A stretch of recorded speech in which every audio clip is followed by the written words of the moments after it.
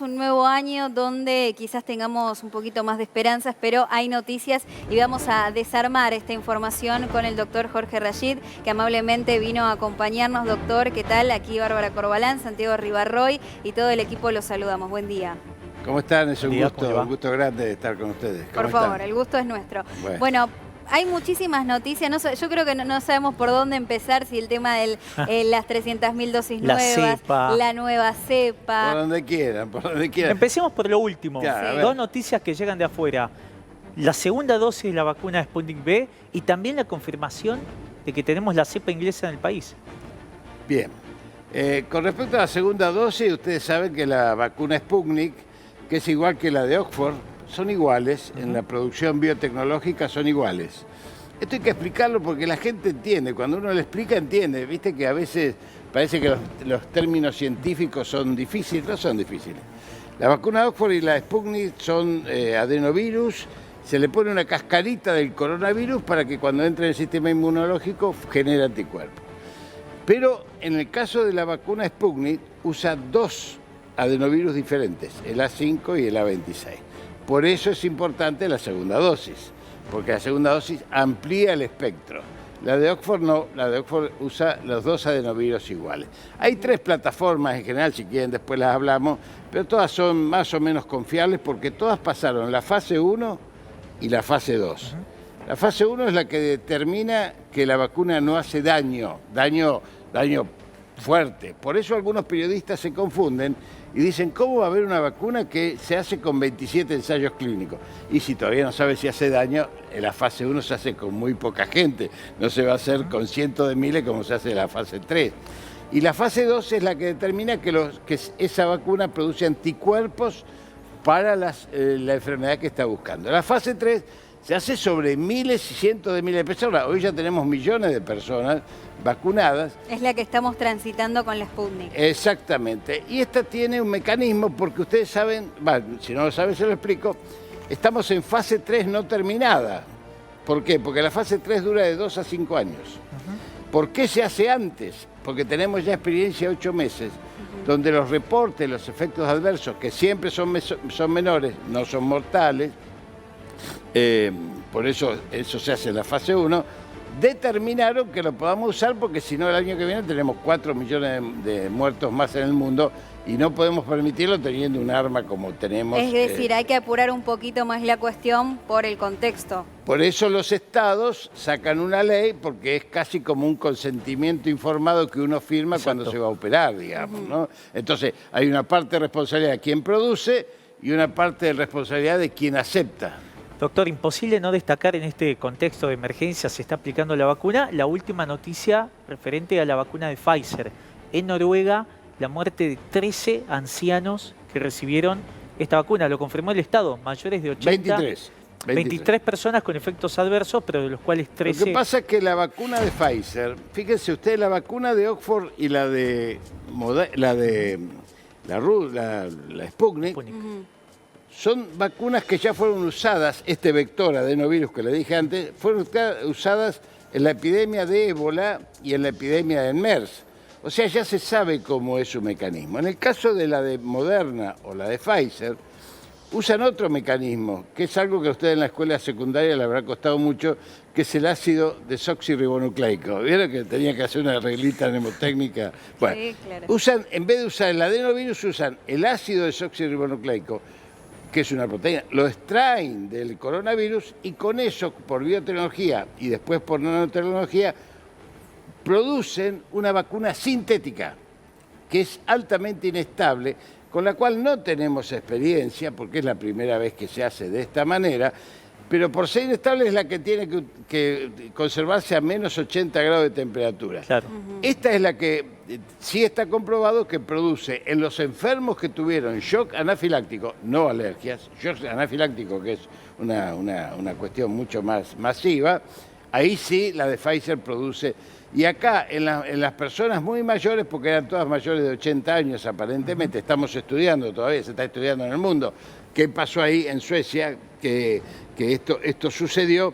Hay que ver si eran personas con las mismas comorbilidades y con otras enfermedades o no, qué es lo que se está estudiando. Si yo apuraría ¿Esto lo produjo la vacuna? No sé, pero tampoco... Pero no es recomendable, hasta que no se sepa. Obviamente. La de Pfizer no se recomendaría entonces. Como no es recomendable hasta ahora que llegaron los papeles ayer de las certificaciones rusas de Gamaleya, de que se le diese esta vacuna que estamos aplicando a los trabajadores de la salud a mayores de 60 años, por eso no se aplicó. Esta semana ya va a estar porque en Rusia ya empezaron a aplicarla porque ya terminó. Esto es lo importante que sepan. La fase 3, esta que yo le digo, siempre empieza por la gente más joven y va hacia la... Por eso tardó más lo de 60 años, porque Claro. siempre... Ahora, fíjense ustedes que no se pueden vacunar ni los chicos ni las mujeres embarazadas, que es otro estudio clínico que empieza al revés, empieza de los 14 años a los 10, de los 10 a los 8 y así para atrás. Hay que Doctor, explicarlo esto para que no haya dificultades. ahora con las 300.000 nuevas dosis que se van a aplicar al personal de salud, ¿entran estas 300.000 dosis para los docentes? Porque justamente se habla del comienzo de clases presenciales en marzo. ¿Qué es lo que va a suceder y qué opina usted con esto? Mire, nosotros tenemos, los sanitaristas, digo nosotros, mosquito arriba de la cabeza del buey, decía el paisano, pero nosotros tenemos un universo, un objetivo núcleo que son 11 millones de argentinos, que son los que va a cubrir la vacuna Sputnik, la Sputnik V, y que lo pensamos cubrir de acá hasta marzo, que son los trabajadores de la salud, los mayores de 70, los maestros, para que empiecen las clases, que les pido a todos los maestros que se vacunen, porque si no, muchos papás van a tener dudas de mandar a los chicos con maestros que no estén vacunados. Los mayores de 60 y todos aquellos que tengan comorbilidades, los que trabajaron en los comedores de los barrios Claro. y la fuerza de seguridad. Es decir, para marzo podrían estar vacunados los docentes. En realidad, nosotros, ese es el objetivo núcleo. Deberían. Nosotros deberíamos terminarlo sobre fin de marzo. Sería maravilloso. Esta es una épica que vamos a escribir si lo hacemos, porque la idea es vacunar de 2 a 3 millones en provincia de Buenos Aires, Claro. y 5 millones en el Doctor, país. en este plan, que es sumamente ambicioso, obviamente, porque tiene en cuenta la salud Es pública, una utopía, como toda Una la utopía. utopía te motoriza para hacerlo. Para Kicillof lograrlo. habló de la expectativa de vacunar 1,5 millones de personas en febrero. ¿Cómo se está trabajando ya con esa logística que va a ser enorme, que va a demandar un montón de recursos humanos? Muy buena pregunta, porque esa logística se está preparando hace 2 meses y medio, 3. Mira, Lo que pasa es que vieron que las noticias buenas siempre están un poquito ocultas. no son digamos, noticias ¿no? muchas veces. Hace 2 meses y medio, por ejemplo, donde yo conozco, por ser asesor del gobernador de la provincia, se llamó a voluntarios para la vacunación. Hace 2 meses y medio se presentaron 16.000 jóvenes, estudiantes de medicina, estudiantes de odontología, estudiantes de farmacia, estudiantes de enfermería, estudiantes de bioquímica, más los promotores, muchos promotores de salud, que deben tener una ley, sin lugar a dudas, próximamente para ser parte de los equipos de salud, y se presentaron y se están capacitando desde hace 2 meses y medio en la Escuela Florial Ferrara de la Escuela de Salud Pública de la provincia de Buenos Aires, que dirige Mario Robert, un colega y amigo mío. Perdón, pero usted tiene una cifra que es enorme, 16.000 voluntarios. ¿Cuántas vacunas, supongamos los 16.000 están capacitados y están vacunando en febrero? Mire, ¿Cuántas vacunas además por usted día tiene que puede poner cada agregarle uno? 16.000 voluntarios, todos los trabajadores de la salud que van a estar vacunando. Claro. Los de la gente que va a ir con las 80.000 de las Fuerzas Armadas, de los cuales muchos son de sanidad, que también van a estar vacunando. Más le tiene que agregar la gente de los municipios, que van a estar vacunando. Acá el único problema, y se lo digo con sinceridad para ¿Cuál que es? lo vayamos... hay diarios que dicen, va lento, y que claro que va lento. ¿Saben cuál es el problema de la vacuna hoy, de las vacunas hoy en el mundo? Porque la Argentina es el país número 13 que está vacunando, de 192 países, hay que ponerlo en contexto. Entonces, va lento.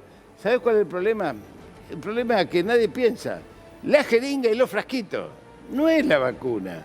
La Argentina está produciendo en este momento el principio activo. Esto es un orgullo para nosotros los argentinos.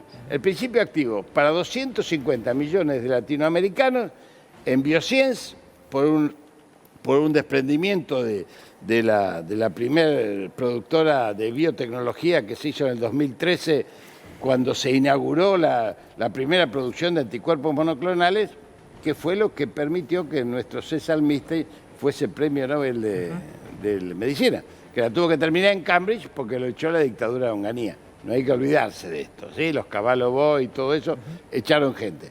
Entonces, hoy estamos produciendo nosotros. Ahora, esto se manda a granel a México para que sea fraccionado, rotulado y empaquetado. ¿Por qué? Porque las plantas de México producen para México y para Estados Unidos, son plantas muy grandes. Pueden hacer 250 millones de vacunas en 2 meses, 1 mes y medio.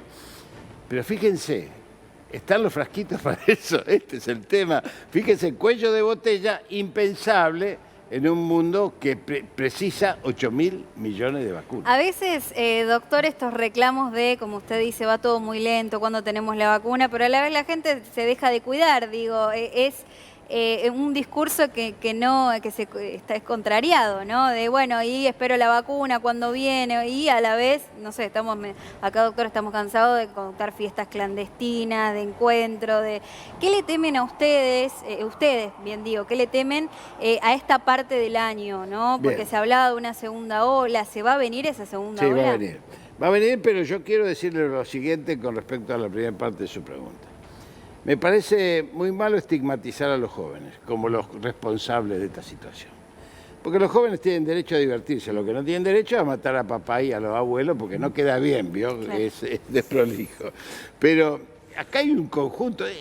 Cuando la sociedad adopta ciertas formas de descontrol, es un proceso múltiple, de suma complejidad.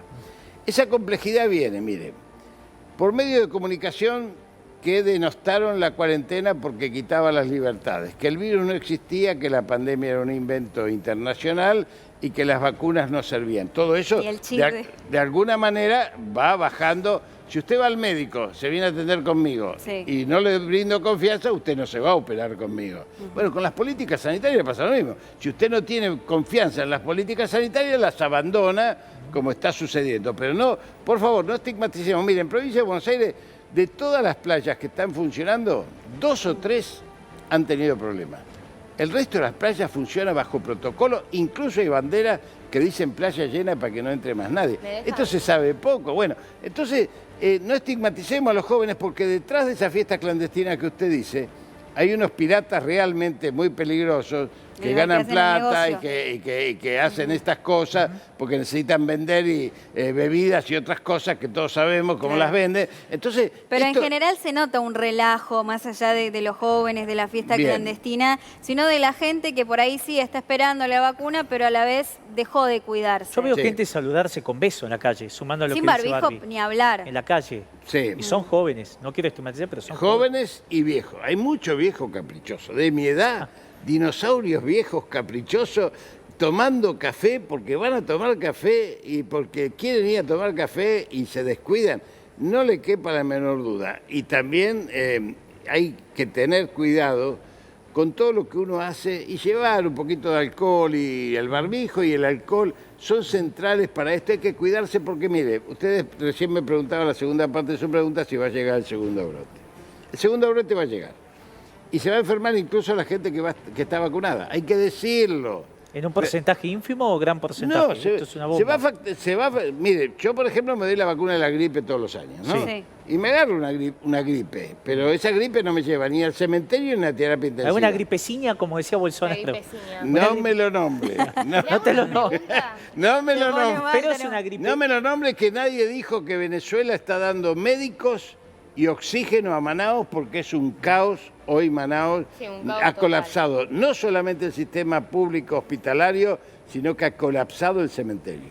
Yo le quería preguntar que cuando recién dijo que somos el país número 13 vacunando, si lo dice por millón de habitantes, por cantidad de vacunas, digo, ¿cuál es el parámetro, me entiende? En Latinoamérica somos los únicos que tenemos tantas vacunas.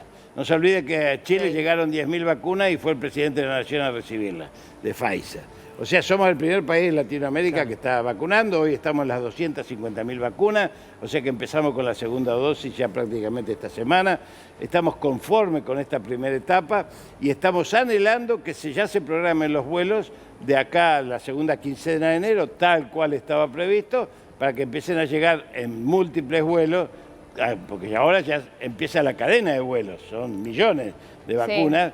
Y no sé cuántas vacunas, todavía no hablamos con la gente pero las 300.000 tenía todavía capacidad operativa los aviones para traer más. Doctor. Y doctor, perdón, quiero retomar antes de pasar a otras cuestiones, porque tenemos un montón de cosas para preguntarle, Sí, bueno. pero recalcar esto que usted decía, ¿no? Que por más que uno se vacune se puede infectar, y eso hay que tenerlo en cuenta. También es un dato que quizás no lo teníamos, porque uno piensa, ¿no? Que le llega la vacuna y ya está, se terminó la pandemia, se terminó el coronavirus, y es un dato a tener en cuenta. Y otra es el rebrote. ¿Qué es lo que se espera con este rebrote? ¿Qué es lo que hay que hacer? ¿Cómo hay que prevenirlo más allá de esto que decíamos, que son dos cosas, que es alcohol y barbijo y la distancia? Digo, no es tan complicado y hay que seguir haciéndolo. Muy bueno. ¿Qué es muy lo que bueno. se espera? Lo primero que quiero destacar es algo que se usa con mucha ligereza. El tema de las cepas, desde antes que llegase a la Argentina el coronavirus, nosotros ya habíamos identificado la cepa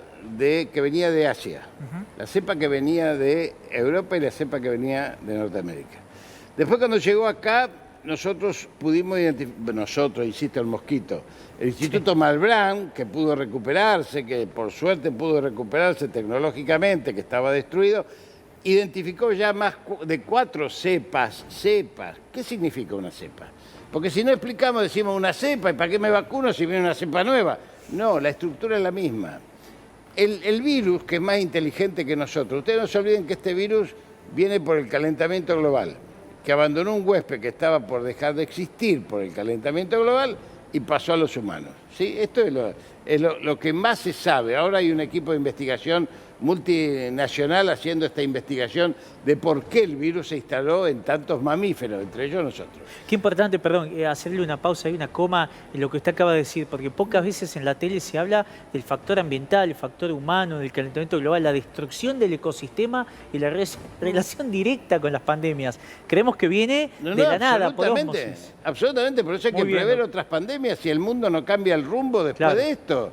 Porque el calentamiento global, la desertización de la tierra, el proceso de los agrotóxicos que se usan acá lo vemos en la Argentina también, hace que desaparezcan 1000 especies por mes entre fauna y flora. Y la cepa de esta nueva que vino de Inglaterra, ¿es más peligrosa, más mortífera, contagia más? Lo que dicen los investigadores ingleses que hemos leído es que es más agresiva, pero conserva los mismos índices de letalidad, ¿no? Y de mortalidad. Así que eso y la vacuna funcionaría. Pero lo más importante remarcar es que por más que cambie la cepa, la vacuna sirve.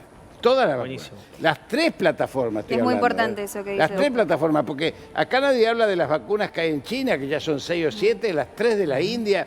Esas usan el viejo método vacunatorio de usar el coronavirus atenuado. Doctor, perdón. No, ¿cuál es antes de pasarte, Guille, cuál es la diferencia en cuanto a la distancia o en cuanto a los protocolos de las escuelas y las colonias de verano, por ejemplo? ¿En qué se diferencian en ese sentido? ¿Qué es lo que recomienda? La escuela, cuando vuelva, es porque tiene condiciones epidemiológicas. No es lo mismo ir a una escuela de verano con pileta, al aire libre, que estar en un aula. El aula es un tema que por eso el ministro... Con espacio cerrado. Espacio cerrado, 4 a 5 horas o 8 horas, lo que tienen doble turno. Es un tema. Yo creo que la escuela, como bien dijo el presidente, va a empezar en marzo si tenemos el objetivo núcleo vacunado. ¿Y usted qué le recomendó al gobernador? No, esto lo charlamos permanentemente, porque además hay que decir algo. En la provincia de Buenos Aires, por lo menos, que insisto, es donde yo sé, las clases no dejaron de darse, incluso hubo 30.000 maestros que iban a quienes no tenían conectividad. ¿Sí? 30.000 maestros que iban a las casas.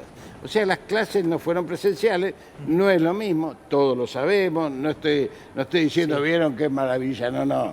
Esta es una guerra. Hay que asumir que es una guerra. Como decía Adrián Paenza, cuando en Londres sonaban las sirenas, los ricos, los pobres, los comerciantes, los chicos iban todos a las cloacas inmundas llenas de ratas a salvar su vida. Esto es una guerra y no lo vivimos como una guerra, doctor, y por eso hay la distinción. Doctor, pero las colonias de verano siguen funcionando al aire libre. ¿Por qué? Al aire libre, pero en doble turno, en un solo turno, pero ¿por qué no se puede llevar a los chicos a un lugar, a un predio deportivo y dar clases ahí? Una posibilidad. Porque en realidad no está dada las posibilidades para que sean todos. Acá cuando se inicia el ciclo, que se inició en algunas provincias, es cuando todos tenían las posibilidades de tener ese tipo de accesibilidad. Me parece que eso es lo que se está analizando habría que hablarlo con más precisión con el ministro de Educación, pero no se olvide, Guillermo es usted, Sí, ¿no? Guillermo. Guillermo, que en esto de las clases opinan los 24 gobernadores y no son todos del mismo color.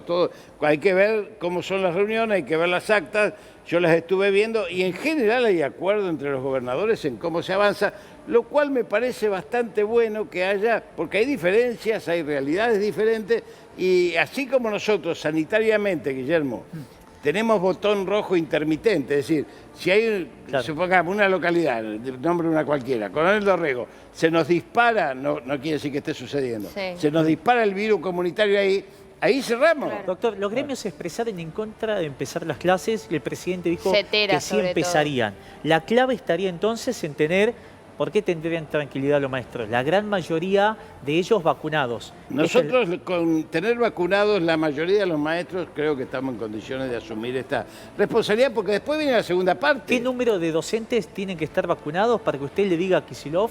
Sí. Nosotros vamos a intentar vacunar, porque como es voluntario tenemos que intentar vacunar la máxima cantidad de docentes posible. ¿Se habla de un número para que haya inmunidad? No se habla de un número porque estamos intentando convencer a todos de que se vacunen, porque en realidad el segundo núcleo objetivo que vamos a perseguir es que entre agosto y septiembre nosotros tengamos ya la inmunidad comunitaria. Doctor, teléfono. Está Kicillof. Le dice, doctor, tengo que darle una respuesta hoy al presidente. Mi opinión como gobernador, si en marzo se pueden empezar las clases. Doctor, dígame ya, ¿qué le digo al presidente? Si las condiciones epidemiológicas lo dan, sí. ¿Y lo dan ahora? ¿Cuáles son las condiciones epidemiológicas que estamos viviendo? Haber terminado con la vacunación núcleo esta de los 11 millones de O sea, es Entonces, decir, negativa, los me parece. docentes tienen que estar todos vacunados para el La regreso mayoría, presencial. porque hay algunos que no van a querer Es vacunarse. eso, ¿y qué pasa justamente, qué pasa con los docentes que no quieren vacunarse? Bueno, eso van a tener que responder en sus escuelas. Supóngase, yo le puedo hablar como médico. Si yo tengo un médico de terapia que no quiere vacunarse y realmente yo soy director del hospital, voy a tener dificultades para mandarlo a terapia. Lo mandaré a un centro de salud periférico. Doctor, yo quiero ser muy responsable con esto que voy a decir, que no quede tirado los pelos, pero hay mucha gente que tiene miedo a vacunarse. Cuando fuimos a cubrir la primera vacunada aquí en la Argentina, enfermera, le contaba a Barbie antes del vivo, había una cola de médicos que delante nuestro decían que ellos no se vacunarían. Hay un miedo real, más allá de la posición maniqueo o no de algunos medios. Sí, de es raro porque... Hay gente que tiene un miedo genuino. Sí, es un miedo instalado, no es un miedo genuino. Porque nadie tiene ¿Usted miedo siente de darle no a hay miedo sus hijos 19 vacunas obligatorias y gratuitas Obvio. en el país. Pero todas fueron, pero doctor, yo lo entiendo, no le quiero discutir, usted es el profesional, pero hablamos de vacunas que fueron probadas durante años. ¿Es irracional que una persona diga, quiero que esté unos meses en circulación la vacuna antes de vacunarme? Digo, No, hay gente que dice, mire, nosotros hemos estudiado eso porque hay encuestas que lo dicen. Más o menos el 70% de la población quiere vacunarse. Hay un 10-15 que usted es el que nombra, que dice, yo voy a esperar a ver cómo le va a mi vecina. Bueno, esto es lógico, es natural. A nadie le gusta operarse la vesícula cuando tiene una litiasis, hasta que le agarra qué sé yo, le agarra una colecistitis aguda y tiene que operarse de urgencia, digamos.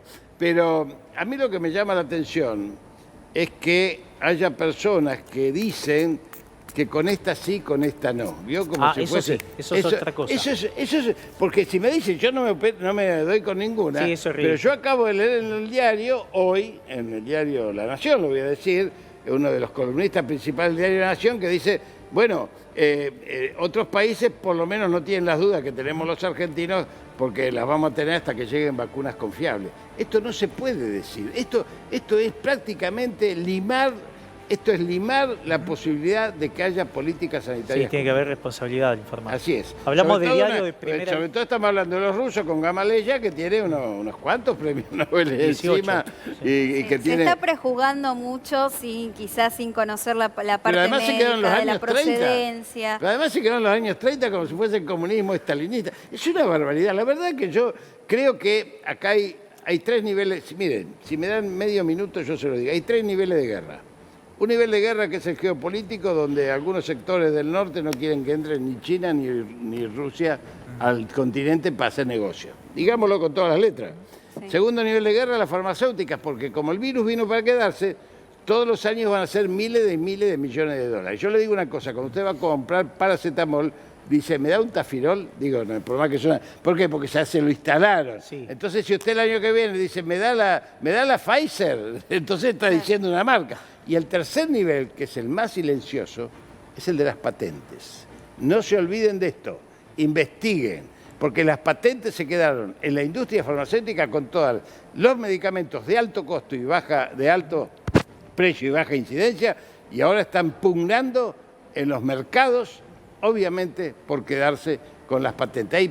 Hay patentes que han pagado 11.200 millones de dólares de patente de un medicamento. Así que ustedes imagínense los niveles de ganancia de la industria farmacéutica. Doctor, le agradecemos Muchas gracias, enormemente que nos acompañe y que nos ayude a entender un poquito sobre este tema. La verdad es que, bueno, muchas gracias. Seguramente lo vamos a volver a molestar porque más dudas siempre aparecen. Muchísimas gracias. Muchas gracias a ustedes, muchas gracias.